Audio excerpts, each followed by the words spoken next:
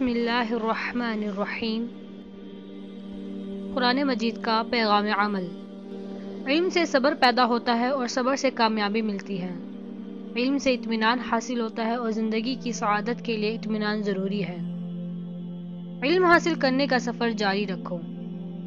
ذوالقرنین کو اللہ نے اقتدار عطا کیا تو وہ انسانوں کی خدمت کے سفر پر نکل گئے۔ کہیں ظالموں کی سرکوبی کی، کہیں لوگوں کے لیے سر چھپانے کا انتظام کیا، اور کہیں فولادی دیوار کھڑی کر کے لوگوں کو غارت گروں کی غارت گری سے محفوظ کر دیا۔ اللہ والے بندے حکومت اور اقتدار کا حق اسی طرح ادا کرتے ہیں۔ زندگی بھر کی محنتوں کو ضائع نہ ہونے دو۔ جو لوگ اللہ کی آیتوں کا اور آخرت کا انکار کرتے ہیں، ان کے سارے اعمال اکارت جاتے ہیں۔ وہ سمجھتے ہیں کہ سب کچھ ٹھیک کر رہے ہیں، جبکہ ان کی ساری سعی اور جہد دنیا کی زندگی میں گم ہو کر رہ جاتی ہے۔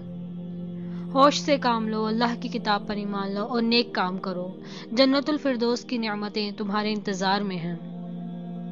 زکریا علیہ السلام کے واقعے سے سیکھو کہ اللہ سے کیا مانگا جاتا ہے اور کس طرح مانگا جاتا ہے۔ اللہ سے مانگو تو اسباب و وسائل کو مت دیکھو، بلکہ اللہ کی بے پناہ قدرت اور مشیت کو سامنے رکھو۔ حالات کتنے ہی ناسازگار ہوں اور اسباب کتنے ہی ناپید ہوں، اللہ سے مانگنے میں جھجک نہ محسوس کرو۔ اللہ کی تم پر نوازش ہو تو اسے معمولی بات سمجھ کر نظر انداز نہ کرو۔ یہ سوچو کہ کتنے خصوصی اہتمام کے ساتھ اللہ نے تم پر نوازش کی ہے، اور پھر خوب شکر ادا کرو۔ صبح و شام اللہ کی تسبیح کرو، دوسروں کو بھی اس کی تلقین کرو۔ یحییٰ علیہ السلام جیسے صالح اور سعادت مند بنو۔ اللہ کی کتاب کو مضبوطی سے تھام لو۔ اللہ سے حکمت اور بصیرت کی دعا مانگو۔ درد مندی، غم خواری، پاکیزگی اور پرہیزگاری کو اپنا شیوا بناؤ۔ والدین کے ساتھ محبت اور وفاداری کا حق ادا کرو۔ نہ طاقت پر گھمنڈ کرو اور نہ نافرمانی کی راہ پکڑو۔ مریم علیہ السلام سے پاکیزگی اور پاک دامنی کا سبق سیکھو۔ ان کے نزدیک پاک دامنی زندگی سے بھی زیادہ قیمتی شے تھی۔ عیسیٰ علیہ السلام سے عبودیت سیکھو، اللہ کے بندے ہونے کا اعلان کرو، اور زندگی بھر نماز و زکوٰۃ کی پابندی کرو۔ والدین کا حق ادا کرو، سرکشی اور سینہ زوری کا رویہ مت اپناؤ۔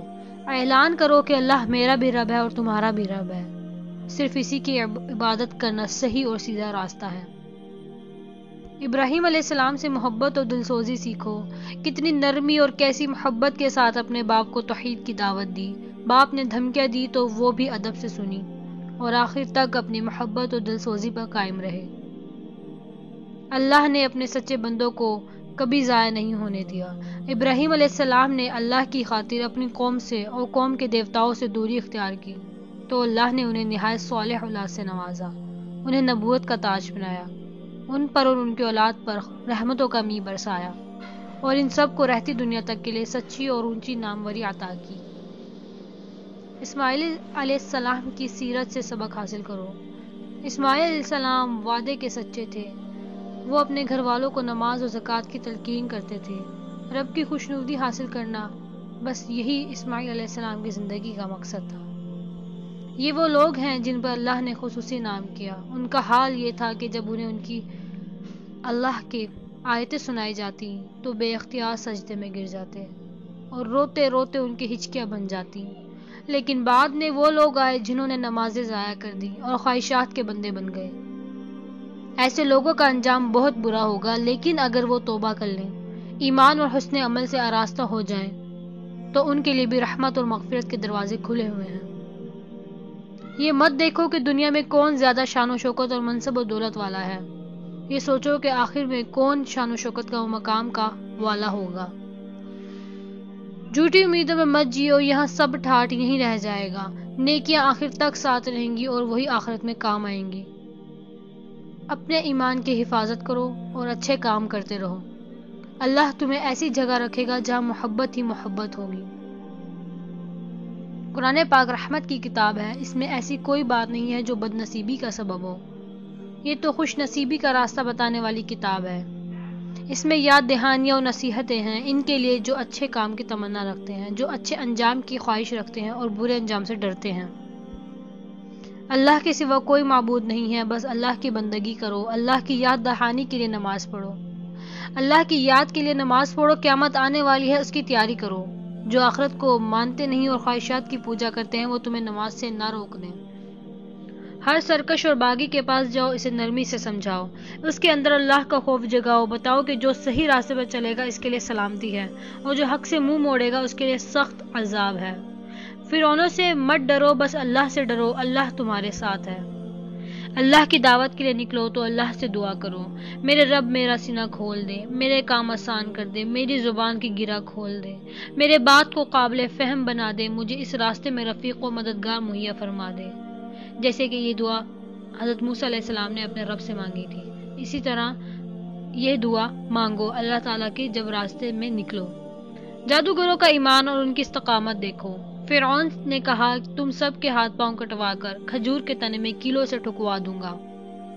جادوگروں نے کیسی عزیمت کا جواب دیا کہ ہمارے پاس روشن نشانیاں آ گئی ہیں، اب ہم ان کے اوپر تجھے ترجیح نہیں دے سکتے، جو کرنا چاہے کر لے، جو کچھ کر لے گا اسی دنیا میں تو کرے گا، ہم تو اپنے رب پر ایمان لائے، اب ہمیں بس اسی کی فکر ہے کہ ہمارے گناہ معاف ہو جائیں، ہمیں مجرم بن کر اللہ کے پاس نہیں جانا بلکہ مومن صالح بن کر جانا ہے۔ بنی اسرائیل کی تاریخ بڑی عبرتوں کی تاریخ ہے، اللہ نے کیسے بدترین ظالموں سے انہیں نجات دلائی، پھر کیسی کیسی نعمتوں سے نوازا، لیکن اس بدبختی کا کیا علاج کہ سب کچھ فراموش کر کے بچھڑے کی عبادت کرنے لگے۔ جب اللہ کا خوف دل سے نکل جائے تو انسان کتنا اندھا ہو جاتا ہے اور کیسی پستی میں جا گرتا ہے۔ اللہ نے قرآن میں طرح طرح سے نافرمانی کے برے انجام سے ہوشیار کیا ہے تاکہ تمہارے اندر اللہ کی ناراضگی سے بچنے کی فکر پیدا ہو اور تمہاری غفلت دور ہو جائے۔ قرآن پاک کو اطمینان سے پڑھو اور دل میں زیادہ سے زیادہ علم کا شوق پیدا کرو۔ اللہ نے آدم علیہ السلام کو نصیحت کی تھی، وہ نصیحت بھول گئے اور غلطی کر بیٹھے، تاہم آدم نے احساس ہوتے ہی معافی مانگی۔ اللہ نے ان کی توبہ قبول کر لی، انہیں ہدایت سے نوازا اور اونچا مقام عطا کیا۔ تم بھی ہٹ درمی سے بچو اور توبہ کا راستہ اختیار کرو۔ اللہ کی ہدایت آ چکی ہے، اب جو اللہ کے بتائے ہوئے راستے پر چلے گا بد نصیبی سے محفوظ رہے گا، اور جو اللہ کی نصیحت سے منہ موڑے گا اس کے لیے زندگی تنگ ہو جائے گی اور قیامت کے دن اسے اندھا اٹھایا جائے گا، اس کا انجام بہت ہی برا ہوگا۔ لوگوں کی باتوں میں نہ آؤ، اللہ کے راستے پر جمے رہو اور ہر وقت اللہ کی حمد و تسبیح کرو۔ اسی راستے سے اسی طرح تمہیں سچی خوشی حاصل ہوگی۔ لوگوں کو ہم نے دنیاوی زندگی کی جو شان و شوکت دے رکھی ہے اس کی طرف نگاہ اٹھا کر نہ دیکھو۔ اللہ تعالیٰ نبی صلی اللہ علیہ وآلہ وسلم کو یہ بات فرما رہے ہیں تو یہ ہمارے لیے عملی نمونہ ہے کہ تمہارے رب نے تمہیں جس نعمت سے نوازا ہے وہ بہت بہتر ہے اور باقی رہنے والی ہے۔ اپنے گھر والوں کو نماز کی تلقین کرو اور خود بھی اس کے پابند رہو۔ اللہ کی ناراضگی سے بچو تو اچھے انجام سے ہمکنار ہوگے۔